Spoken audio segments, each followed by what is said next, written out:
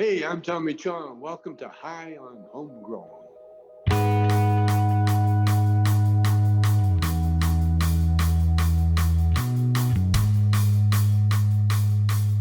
Yes, everybody, and welcome to High on Homegrown, the cannabis podcast from PercysGrowRoom.com.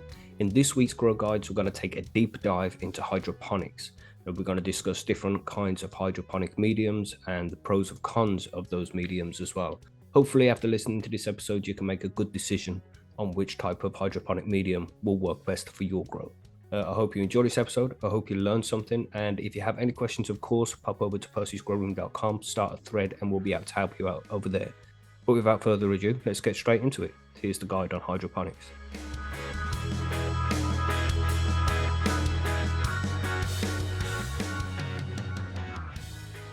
So there are two main ways to growing cannabis, and that's in soil or hydro. And hydro is a pretty big, there's a wide range of different ways when you talk about hydroponics. There's different systems you can use to grow cannabis. You can either do it in full water, or you can do it with air that just sprays water at the roots, or you can do it in a soilless mediums. There's loads of different, when you say hydro, it's a vast range of different things. There's not one specific medium you can consider hydro. But I suppose the better definition you can come up with is a soilless medium. So you're not using soil in the traditional sense, you're using hydroponic mediums.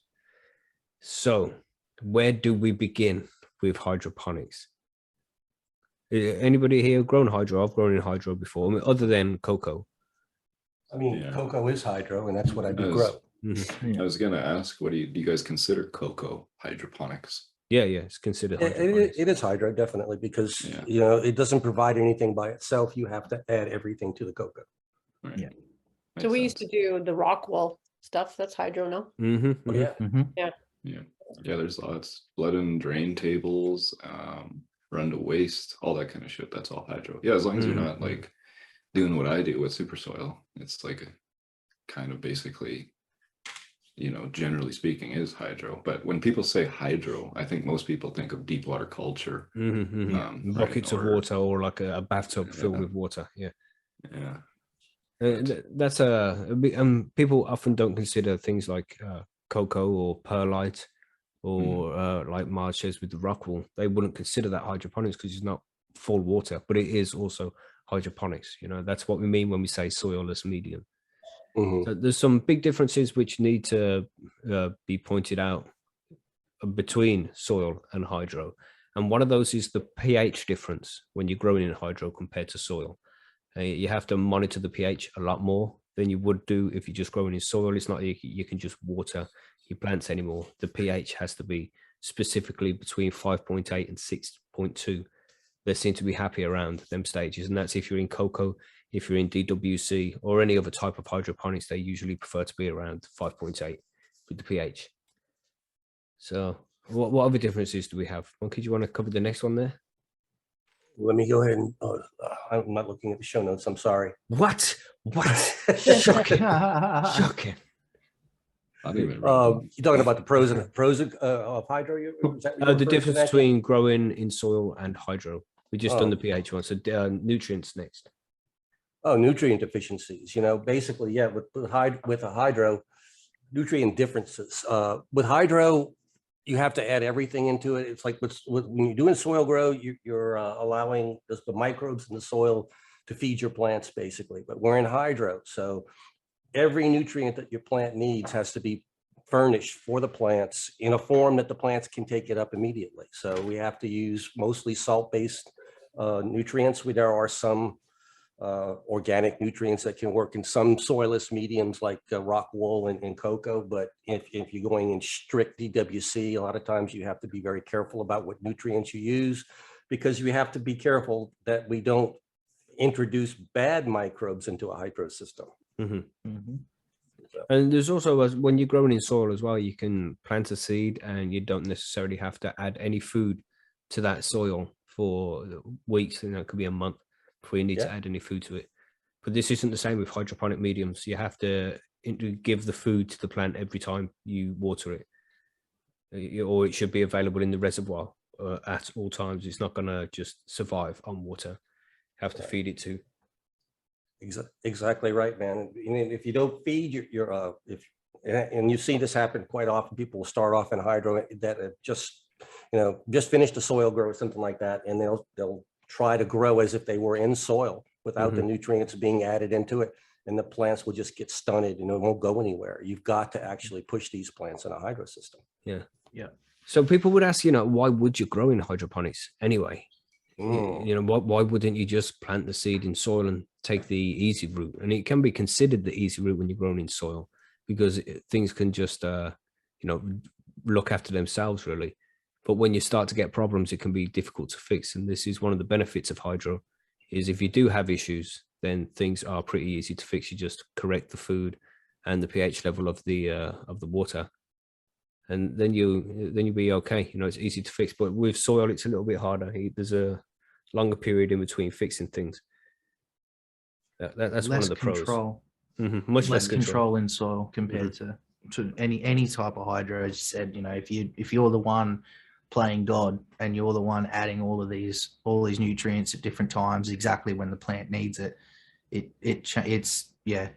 the one doing it all. You don't have to wait for things in the soil to actually start to take effect, or for the plant, for the soil to actually change it into the point where it can take it up. You're giving it exactly what it needs when it needs it.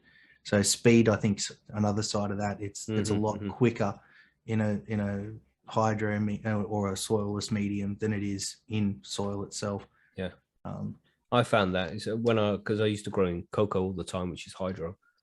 And it's not like, I wouldn't say it was full hydro. It's like the middle ground between soil and full hydroponics, when you're growing in Coco. But then when I've moved it over to soil, I'm there like 6 weeks, like, fucking hell. Why can't I flower these yet? This is taking fucking ages. So the cocoa is definitely quicker, especially in the start. The flowering period, not so much, because that's a set amount of time that's given to the plant. And that, you're talking about how the plants grow a little faster in hydro early on, and that can be a big advantage though on your auto flowers. That early growth, you can really get a big auto if you push them in hydro. Yeah, for sure, man. And here's a good pro of hydroponics: is less likely to get bugs because there's no soil for the bugs to lay eggs in. Yeah, you can get fungus gnats. I mean, let's be real. Everybody in Coco has seen fungus gnats. It happens. Yeah, we used to get those. Pain in the ass. But bane of my existence. They won't kill your plants, but yeah, you're right. No. They're aggravating as heck. Yeah, Get they're like snakes. Fruit Get flies on your snakes. weekend. No. Yeah, well, you could maybe keep the snakes in your water reservoirs. Snakes in the water reservoir, man. That's a huge problem. Sorry, I just thought of that joke after smoking some hash. It was a good joke in my head, but not a good joke in real life. No, we actually had Woody actually got, I think it was leeches in his DWC res. Oh, fuck. God damn. Growing leeches. I don't even know how he managed that. That's impressive on it. That's definitely a con of hydro. We haven't got there yet. Leeches. Okay, I'm sorry. We do drift a little bit here. We'll get to that. The leech problem. It's so common. And here's another one, a pro of hydro, is it's easier to water. And we mean that, like, you won't experience underwatering or overwatering of your plants like you can do in soil, because sometimes the leaves will get a bit droopy because you haven't watered, or, there are different signs of watering and overwatering. You don't really get that in hydroponics as long as your equipment's all set up properly. Yeah, I think you can overwater in some hydroponic medias. Like, I think, if I'm not mistaken, rock wool's one of them that you can mess up on if you go too hard. But yeah, like Coco, water it all you want. It's gonna run off and it's gonna be perfect after it. So easy to learn. Yeah, and you Very say the how to do DWC and mediums like that, which are just water which you're growing your plants in. As long as the air stone's running properly, then you won't see any problems like that. Just add water as needed on those, keep the level where you want it. So easy to control the water levels. Yes. I think with things like Coco being that they're, you have to stick to you got to have yourself a method. Like, you've got to stick to the feed schedule, because you're introducing that to the medium to keep the medium moist. If you're running in things like DWC, you've got that water already there. You're not really having to stress too much about timing on that other than your feeds and ensuring that the pH and everything's still correct. But if you miss a feed in Coco, you will notice. So I think that's something to remember too, being that Coco is kind of, as we said, the middle ground. I mean, those DWC buckets, man, they can like go from full to half full within a day. It's crazy how much water they can drink. So yeah, but you can't technically over it, if you know what I mean. No, you just get a flood then, you know. yeah, overflow. End up with a wet tent. Yep. But the next one we have here is easier to control how much the plant eats, and we briefly covered that. And that's just you can control and monitor the EC and the pH of the medium to know if the plant's eating too much or not enough, and you can get a nice balance on what the plant is, on what the plant needs and what it's using. That's definitely a benefit of hydroponics. Sure. Yeah, pretty much. Take your word for it, man. I'll take your word. You've never done hydro, have you, TG? Yeah. I mean, in my early days, I used potting soil, which was basically inert, and then I would add, basic newts. I never used like A or B or any of these PKs types of things, but more of a general horticultural approach. Not like just the miracle grow shit, but I never, I guess you could call that hydro, kind of, but not really in the strictest sense, in my opinion. And then I've just done super soil ever since then. So no, I'm really actually very inexperienced in the hydro. I know the theory and stuff, but and I've seen setups from other growers. It's really and easy friends to do, and man. stuff, but Growing in hydro, whether it be cocoa or just straight up water, it makes things so easy because it's just growing by numbers. You can control what the plant eats, what the pH is, the temperature. You can control all this shit. Yeah. I think on scale, at least, you see a lot of the LPs around Canada, and I don't think, well, some of them do living soil and stuff like that, but a lot of them are doing aeroponics or straight hydro, big tables and stuff, or more of a soilless kind of idea. But I mean, there is the hype, that people say that living soil based cannabis tastes better and all that shit too. But like, I really would love. We need to do data, like direct data comparison, to actually prove that, because like I've smoked some amazing fucking hydro weed too. Yeah, and that's why I mean I've done the living soil and I've done the hydro, and I've produced good weed from both, and I've produced bad weed from both. Right, it's all about if you're a good grower and you can dial in your system. But there's a reason that hydro, maybe not so much anymore, but back in the 2000s and the 90s and stuff, was synonymous with high quality weed, hydro weed, right? That's something even I remember from like really early on. Macklin used to produce the best hydro. Everything else was shit, but Macklin's hydro was good, So we have some cons of hydro as well. So one of the big cons is the amount of equipment you need to start out. When you have to go buy the the buckets, or you need air stones, you need the pH meter, EC meter, all this different stuff which you pretty much need to make sure that the grow goes smoothly. I mean, especially like in DWC, and again in the water dominant forms of hydroponics, not like the soilless mediums, but you need air stones for that, and you need to make sure that they're always running. And in some cases you even need like an aquarium cooler that's going to sit in the reservoir to keep the temperature of the water at the right temperature, because you don't want to get it too warm, and they ain't cheap either. Then you also, sorry, Mark. Need more equipment. I was just going to agree with you. Definitely seem to need more equipment to do hydro. And of course, with all those pumps running, then it's going to be a little bit noisier than what you'd have in soil grows, for example, because that was one of my problems, and it's one of the reasons why I moved from DWC. It was growing upstairs, and if you're in the kitchen downstairs, you can hear of the air stones just bubbling away all the time. So then I went to Coco, and that was much fucking better, man. There's no air stones and shit like that. And it's hydro with training wheels, man. I'll call it what it is, but you can still do really good with it though. But it's much easier than straight up hydro. And of course, with all the extra equipment, you're going to have more power usage. And that shit is not cheap nowadays, is it? No. These energy prices. So if you want to try and cut down on your energy consumption, then going hydroponics probably isn't the right way to go. And while we're talking about energy right there, see, that's also could be a really big negative of hydro is if you're in an area that has intermittent power outages. Mhm. DWC doesn't do well with power outages too much. You Short always term, need, it'll make it, but man, if you go too long, you can lose a lot of stuff. yeah, you've always got to have them air stones bubbling, and if you don't, Yeah. then the plant starts to suffer. So So, that's something to keep in mind as a con of hydro. so are we selling it yet? Do people like? Are people like, yeah, man, I want to fucking go hydro? Because I don't know. You haven't brought up the leeches yet. oh gosh, I've never experienced leeches in mine. That's No. a woody thing. Yeah, that's the first time I've heard of that too. But I guess mean, the way you sell it though, Mackie, is like with the Pro, we haven't even touched on it, is yield. And that's what really sells people into hydro is the yield, the potential yield. But it's not necessarily that hydro will produce more. It's just it produces more faster. It takes a couple of weeks off the overall growth cycle if you go through a hydro rather than living soil. In my opinion, anyway, that's how I have found things to be. Just takes a little bit longer when you go to soil. But it's a great way to grow, and you produce fucking high quality buds from it. Sometimes they can be really fucking dense too, but again, it's just like any other medium. It takes practice to get that shit and know what to expect as the plants are growing.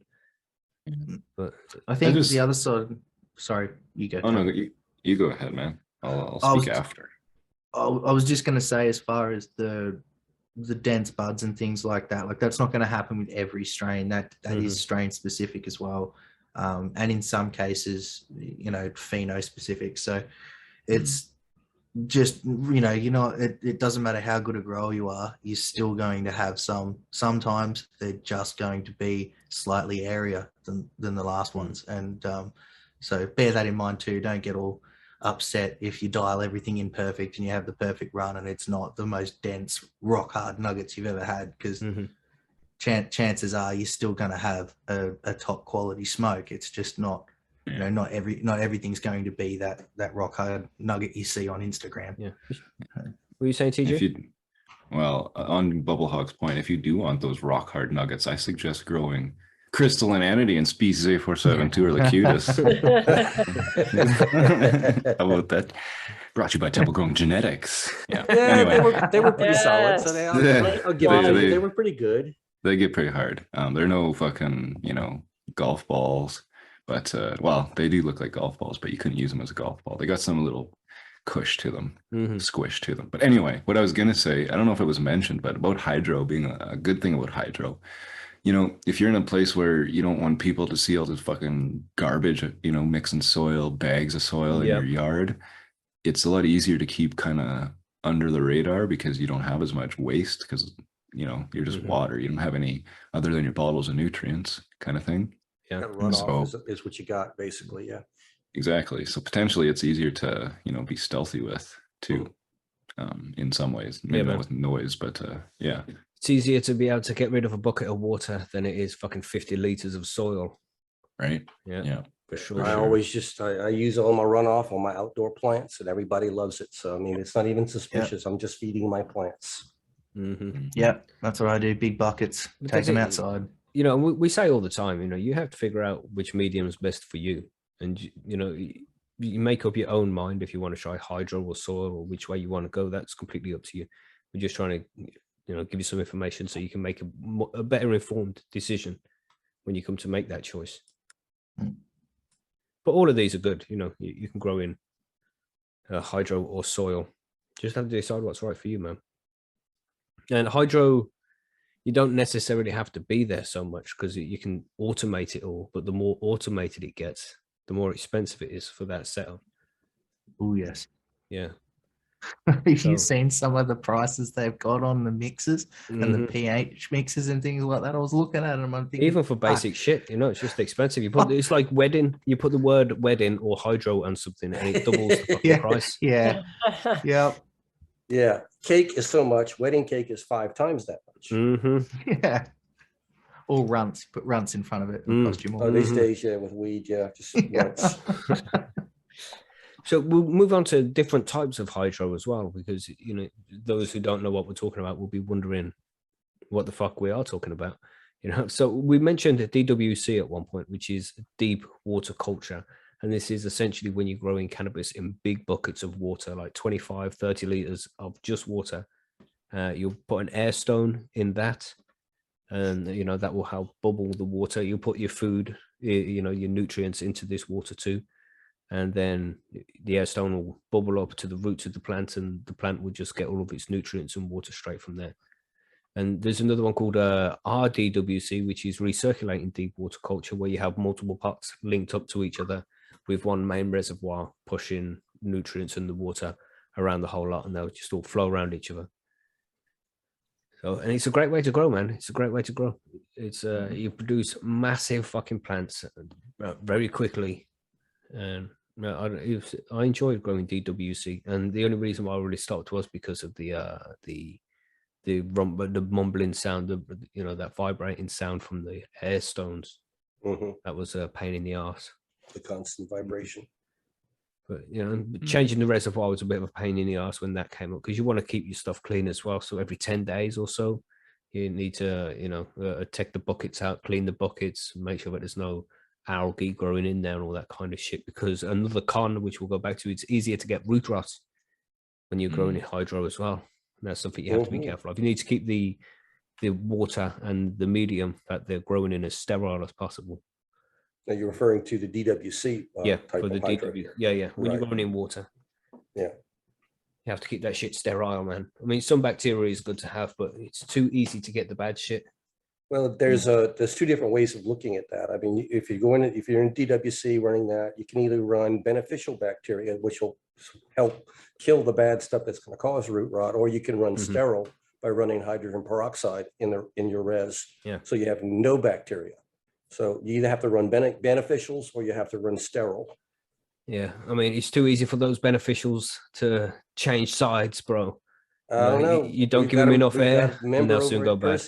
Woody swears by Benny's. That's all he runs.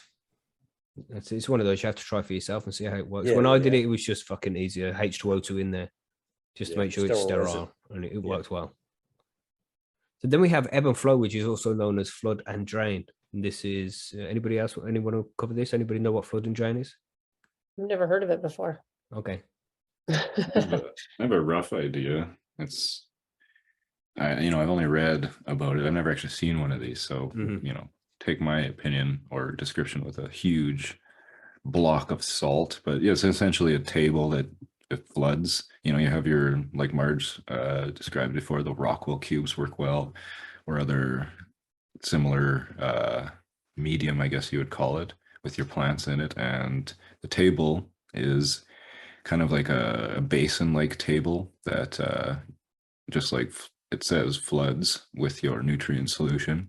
The Rockwell cubes or whatever your plants are in soak it up, do their thing, and then the rest, the excess, gets drained, either possibly to be recirculated or just as waste because the plants have taken what they've needed out of it. And that's all it is. You just continue doing that, basically. Just fill up the bucket or the bath, whatever it is, whatever container you are filling the nutrients with, you just fill it up. When it gets to the top, there's a little trigger that sets off the draining bit. So, the trigger goes off and it drains out all the water again, and then that'll get recycled back in. It just goes round and round. But, floods and drains. That's why they call it flood and drain. I like names like that are apt and descriptive. They seem to make sense, So, Exactly. then we have we spoke about them soilless mediums as well, and Marge mentioned rockwool. You want to talk about what rockwool is there, Marge? Rockwool, I don't really know what it is. You just buy cubes and then you put your well, we used clones, we didn't use seeds, but you would just put the seeds in little mini Rockwool cubes. And it was something that was, allow the water to easily drain, but retain enough moisture to let the plants grow on them. Yeah. I'm not sure. It is actually, it's rock. It's a mineral. It's fibrous rock. I don't know how they make it, but yeah, it's essentially. I googled it. I always think it's like made like how candy floss is, where they get the sugar, they heat it up and spin it around, and it flicks out in strands. Is that how they make rock? It could Isn't it be. like fiberglass or something? It does It says- seem to have that kind of texture. Actual Rockwool brand Rockwool says it's basalt and recycled slag. So Oh, this old slag. It's the old slag. yeah. Rock candy floss. Okay. Yeah. So Sorry, cotton candy. essentially, Okay, cotton candy. No, I get it. I know. it's so basalt and chalk put together, heated to a high temperature to form a lava, then cooled and turned into strands, and then chopped there into you small go. There pieces. we go. Yeah, so it's essentially cotton candy. Yeah. Yeah, essentially. And you just buy packages of the stuff in all different sizes. So And it's good shit. You know, it holds water really well, lets in plenty of oxygen for the roots to get hold of. So you know, it's a good medium to grow in, man.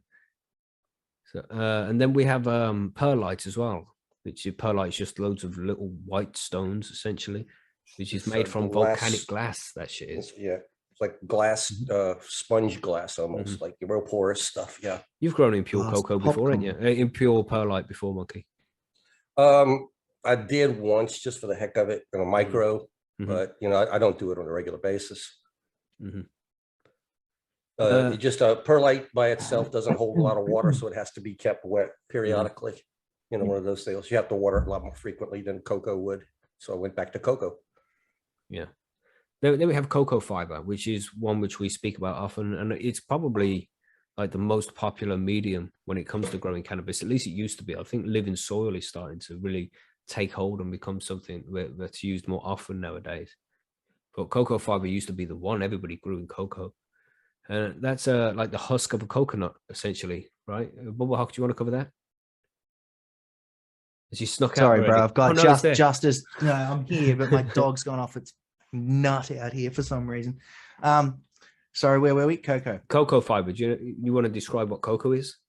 Right. So essentially, cocoa fiber is basically the husk of a coconut that's stripped down, cut up, and then there's a couple of different ways you can get it. But usually, well, the way I get it in compressed brick, and then you rehydrate it. And as you put water into it, it'll expand and take on that water. And then you can mix it with things like perlite or whatever, or you can just use straight cocoa. I tend to mix it with perlite. I find it gives a good balance of drainage as well as water retention. So you see, some kinda people getting the do that, best but of both I always think that cocoa is perfect on its own. There's no need to add perlite or anything like that. Just use the straight up cocoa Yeah. coir, man. On both Yes, ways, yes. man. But I think if I had to rate it, I think my plants are happier with the perlite. Yeah. I just find it opens up the medium a little more. It just gives a little bit more aeration through the medium and chance for those roots to really spread out. If you're using just straight cocoa, I'm not saying it's wrong. You know, I mean, plenty of people do it and plenty of people are quite successful in straight cocoa, but you tend to get over time, especially more peat coming through as that cocoa breaks down, as it's, you know, as everything's moving through it. So then you can have issues with breathability around the root system for that. So that's why I use perlite with my cocoa. But again, it really comes down to personal preference with that, because you're more than able to just run straight cocoa and get, you know, similar, if not exactly the same results. And then we have one more. Clay pebbles is one which gets used sometimes as well, which are them little orange Hydroton, yeah, hydroton it's also known as too. Yeah, people just fill a pot with that and then let the roots of the plant grow into that as well. So all of these are hydroponic mediums, which means they are void of nutrients. They have no nutrients in them whatsoever, like a soil would. So when you plant into any of these kind of mediums, then you need to add your food with it straight away. A small EC, a low EC of A and B usually, and then pH it at 5.8 and feed the plant, and you'll be good to go from there. pretty much. I mean, that's the soilless mediums, but then you have like the DWC and the ebb and flow, which are more just water-based mediums. Then we have aeroponics as well. This is an interesting one. Aeroponics. I mean, is it that even considered hydroponics, or is aeroponics a thing upon itself? You know, but this is when the roots of the plants are going to be sprayed with a mist which has got the nutrients in it. So aeroponics is definitely an interesting one. I've never tried it. It's going to take more gear in it to have something that constantly pumps and sprays nutrients onto the roots. I think it's going And again, yes, going to be a situation where you really don't want to lose power during your grow with this. Yeah, because your roots will be exposed, and if you're not pumping, spraying on them constantly, they will dry out quick and it will die. Just that simple. Then we have NFT, which is another type of hydroponic growing with nutrient film technique. Is what it's properly known as. This is anybody want to explain what this is? TG, do you know what NFT is? I can't say that I do. I know I've heard the term, but I don't actually know what it means or how it's run. So, Monkey, not me. I think this is kind of what Artman's doing these days over at Percys. Right. It's a modified hydroponic thing. Basically, your roots will grow out of the bottom of the pot and across a tray. And periodically, the tray is a film of water is pumped across the tray, and the roots absorb it. Basically. Yeah. But yeah, it's you're basically letting the roots grow on a flat surface that will be periodically flooded and give the roots what they need. Yeah, that's essentially what it is, isn't it? Pretty much. I mean, Artman has been doing this ever since he's been at Percy. He's the only one I've seen do it, and does pretty well with it. That's it. But again, it's more equipment, more pumps, more air stones, all this different shit.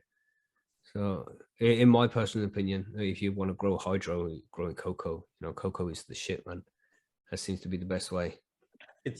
You're going to have the less amount of equipment needed if you want to approach a hydroponic media. That's going to be the easiest and most I'm not say completely foolproof, but the least amount of error involved would be cocoa. If you forget to water it one day, your plant's not going to die. And you can still feed it a shitload if you use because you used a dripper system before when you were doing your micro grows. Yeah, my micros, when I'm get them into flower, when the nutrient demand is high, basically one drop every 10 seconds into the micro for the entire life of the plant. So you really can't overwater it. The water just passes right through the media, and the plant loves it. Yeah, man. So there's a lot of different kinds of hydroponics there that we've just discussed. And I mean, we could go into more detail in each individual one, but we could do an episode of each one. But, I don't know.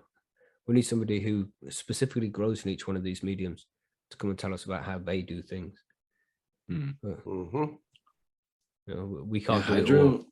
Hydros, I don't feel like, we do outreach. I do outreach here in the city and stuff. And when I talk to people, generally, hydro isn't something people really think about too much anymore. I think the living soil, like Billy was saying there, is kind of like, for lack of a better term, the hype right now. Everybody's into it for good reason. There's ecological, environmental reasons, and it's just it seems like more natural in terms of growing.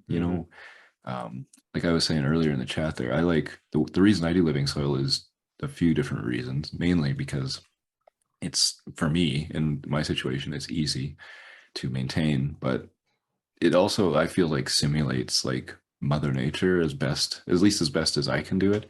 I kind of let the plant do what it needs to do with what it needs to do at that time, kind of thing, rather than having it wait, like it does with hydro. Not that there's anything wrong with that, but it's like, I just, from a hippie kind of spiritual or some shit, kind of like that perspective, it just feels more natural or something. But there's more available to it as well when you're growing in living soil. Lots of different things, man, when it's natural as possible. It just, I don't know. I mean, like we said before, though, I've smoked amazing hydro and amazing living soil and everything in between. So it's really about the talent of the grower who's doing it. But hydro is I don't know. You don't see it too much. Maybe that's me because I'm a soil times are guy. changing, man. People are becoming more conscious of how they grow. Hydroponic isn't the most environmentally friendly way you can grow. If you can just make some compost in your back garden, locally source everything and make your living soil, then that's definitely the best way, man. I know in commercial space, hydroponic is still, very, very popular because it's easy, on scale. Exactly. That is something that I don't think, the craft, and this is a whole different topic, but like the craft producers will be able to do living soil because, like Monkey said, to scale up, you kind of have to get into these other things because it's really, it gets cost prohibitive to have giant fucking beds of shit. And yeah, so maybe in the future, or maybe after the industry develops a little bit, but yeah, at the way it goes right now is Coco and just bottled newts, you know, that kind of stuff, or straight up hydro, like with Aeroponics. Rockwool, I've seen a lot of rockwool grows. Yes. It's a lot Yeah, rarer for than sure. it used to be, and hydro used to be everywhere, but it's rarer than it used to be for sure. You think it maybe did creep up? I know it started in like Holland, you know, back in the 80s, when they first really, because Holland is known for just plant growing in general, right? And I think a lot of the weed growers there, you know, the old school, like the original OGs of Amsterdam and stuff, yeah, they needed to move inside, and then hydro became kind of the only thing because living soil really wasn't a thing. That theory hadn't come around yet, and so this seemed like the best way to do it indoors, and it was, you know, it produced some amazing weed. You listen to music, you know, lots of rap music and stuff, hip hop. They talk about hydro, you know, that's a synonym for top quality shit. Reggae too. So yeah.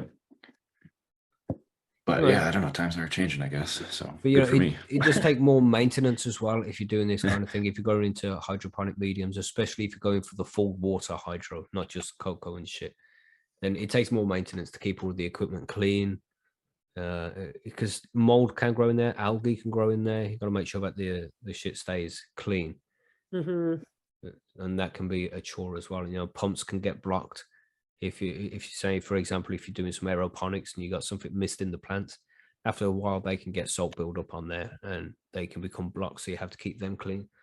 Air stones, they can get all dirty as well with algae growing on those. Sometimes they can get caught up in the roots and they'll stop letting the air bubbles out of them. So the roots ain't getting the bubbles they're supposed to get.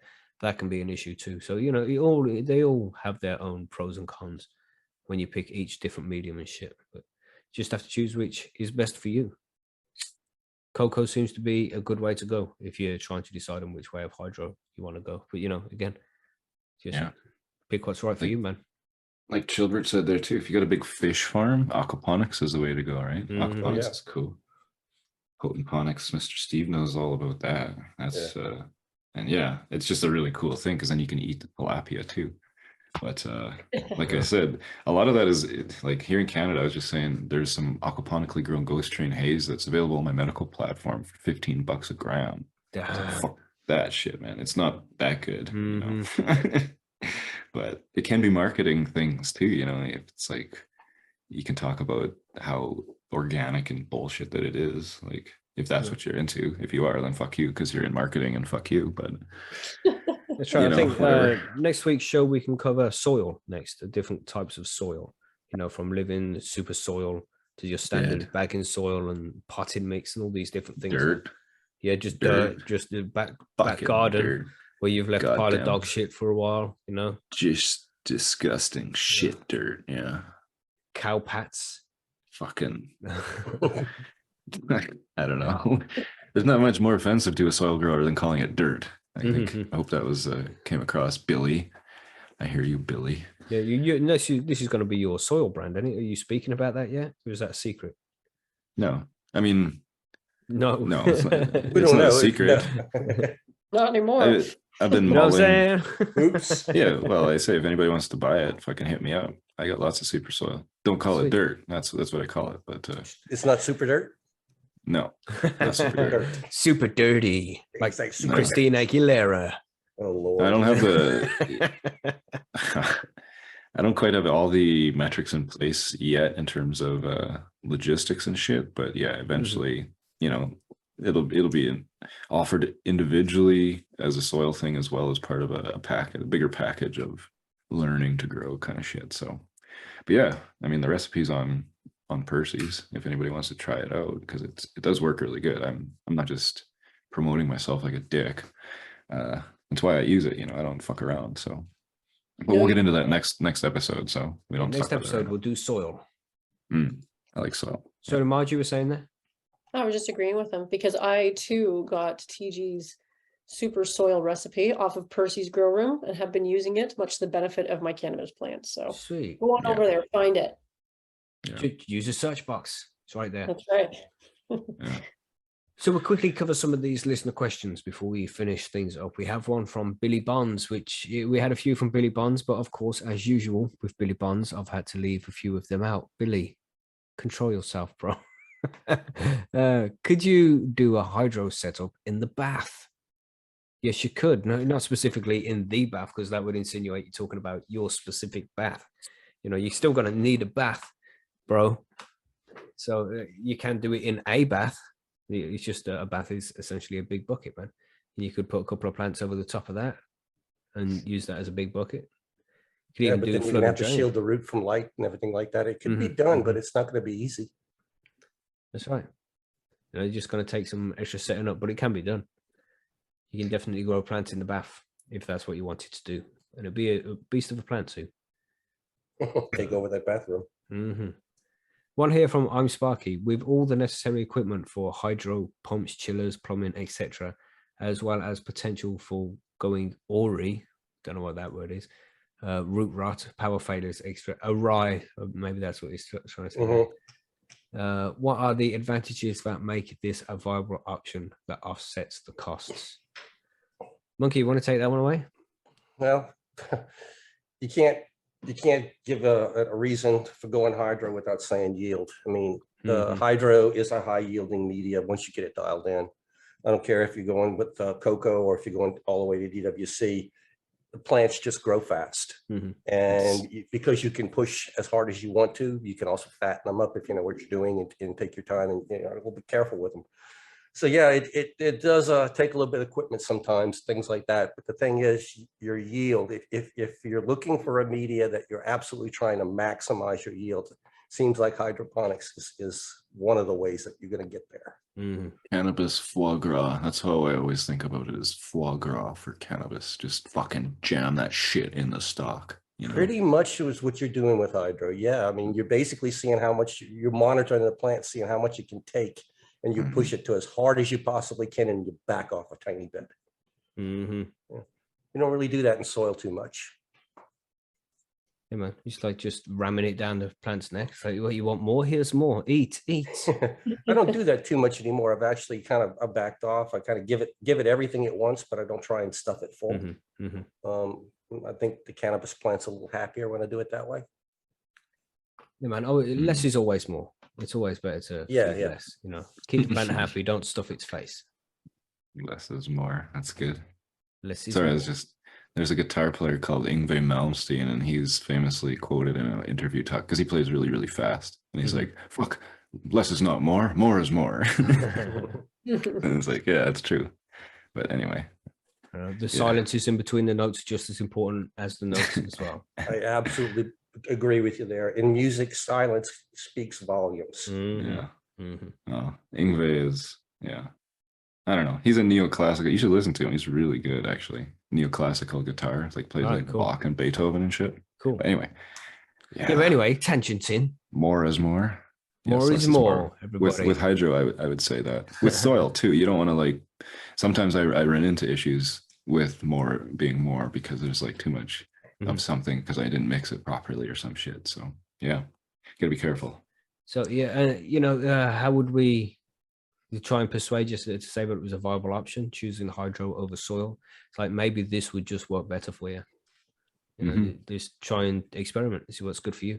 See what works well. Some people like that because with hydro, you're in full control of what the plant's getting and what's available to the plant, and it's pretty much growing by numbers. If you can just keep track of that shit, then you know exactly what your plant needs, you know exactly what it wants, and you're able to provide it, which isn't the case sometimes in soil. You know, you can get a deficiency in the soil and not know about it for a couple of weeks until it's too late and there's already problems being caused to the plant. You know, and again, the whole bugs thing, you much, if you're growing in a bucket of water, you're less likely to see bugs running around the place. You know? So that's true. You know, just try and figure out what works best for you. That's what we always like to suggest. We don't like to say that one is better than the other or anything like that. You got to figure out what's best for you. And there's Twisted member for 10 months, YouTube member for 10 months. Nice, Twisted. Damn, 10 months. That's a long time, man. Crazy. It What is. you say, Monkey? Sorry. I was going to say I've smoked some really excellent hydro weed, and I've smoked some excellent soil grown weed. So I would say it's like TG has said many times, the skill of the grower is probably way more important than the media you're using. Yeah. So You know, knowing what you're doing and doing it.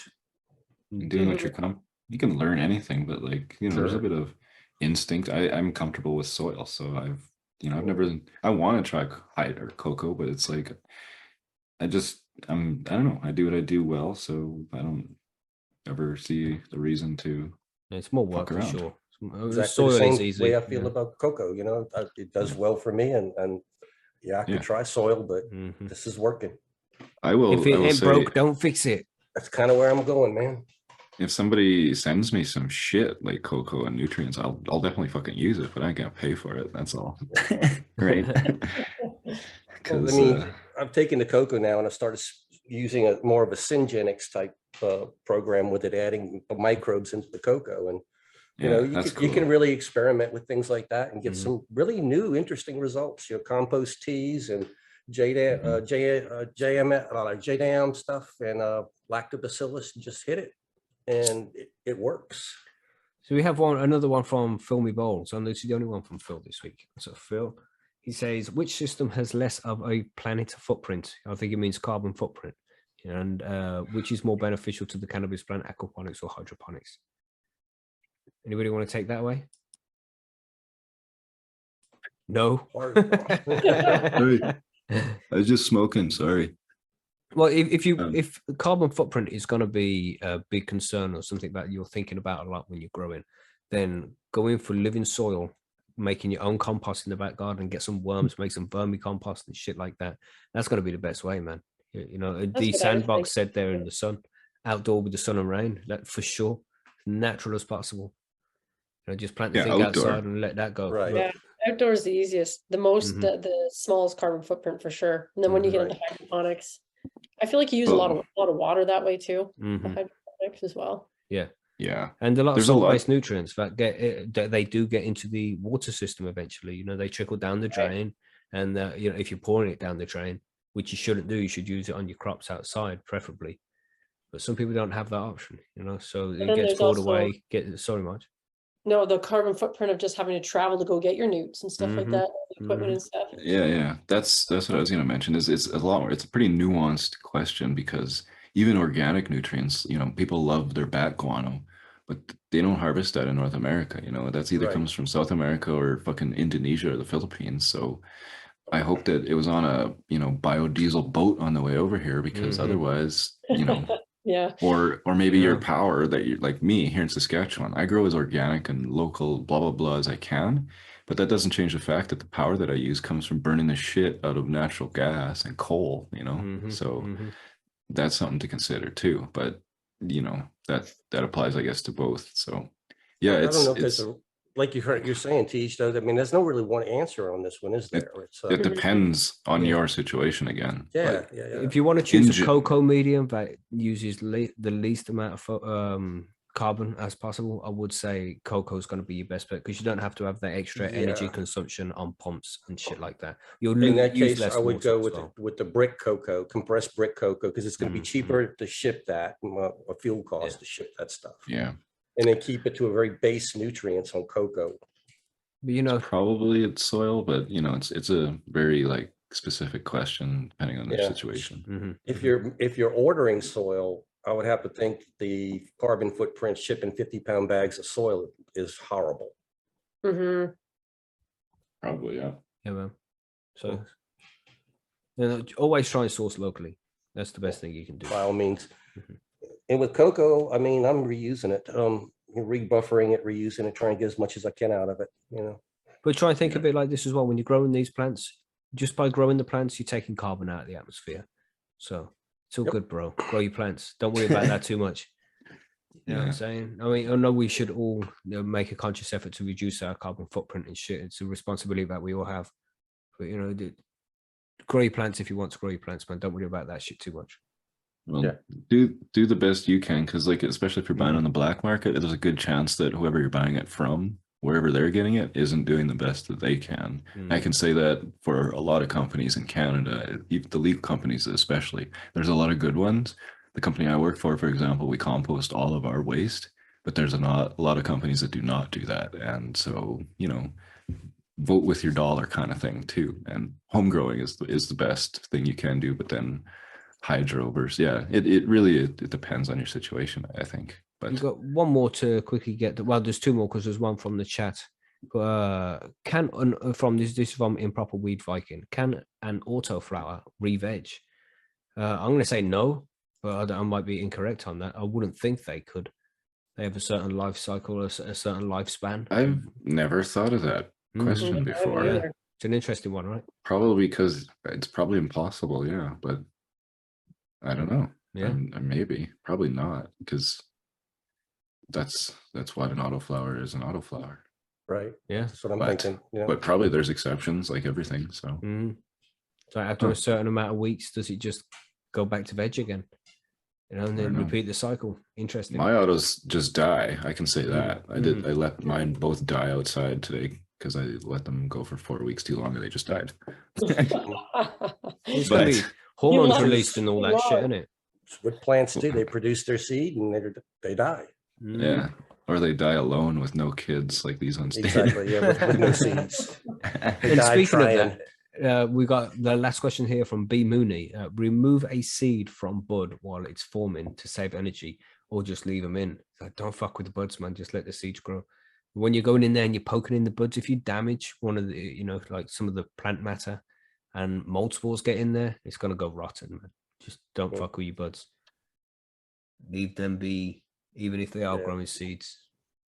Yeah, and I don't think if you find like a seed here and there, it's that bad. Is Mhm, it? I mean, mhm. Yeah, It's not the fine. end of the world. That's Okay. right. there's some bro science that say that seeds stimulate more resin, but you didn't hear that here.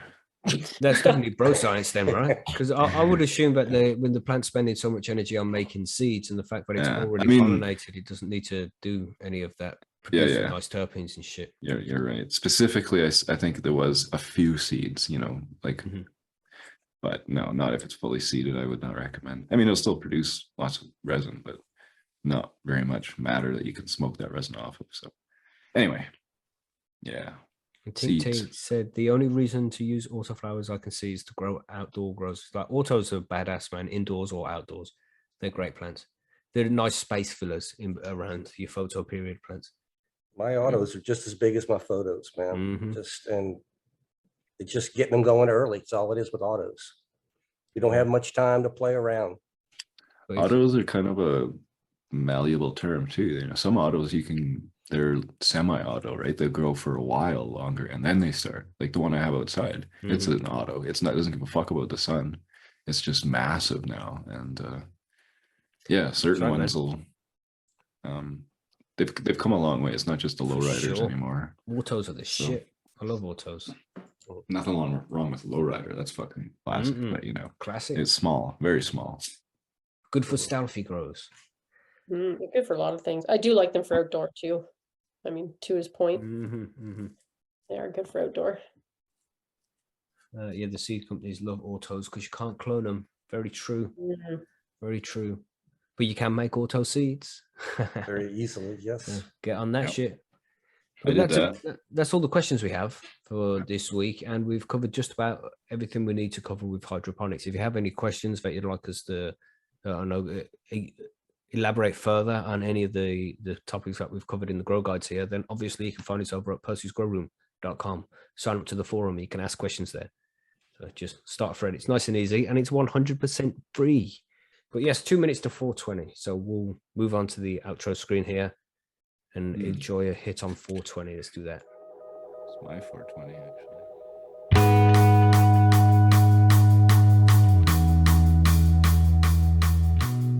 There we go, everybody. Thank you very much for listening to the show. I hope you enjoyed it. I hope you learned something. If you need any help at all, then you can just pop over to Percys, sign up. It's all 100% free. You can start a thread and there'll be lots of people over there who are more than happy to answer any questions you might have. It would also help massively if you could share the show on social media, but no pressure, only do that if you can. So we just appreciate you being here, downloading and listening to the show. Thank you very much for that. in the meantime, it's Friday, so the weekend is here. Make sure you have a good weekend, and we'll catch you on Sunday for the live show up on our YouTube channel, youtube.com/high-on-homegrown. I hope to see you there on the live show Sunday night at 9 o'clock UK time. Yeah, so that's it. Have a good weekend. Again, if you have any questions, visit Percys, and we'll see you on Sunday for the live show. Stay high, everybody. See you in a bit. Goodbye.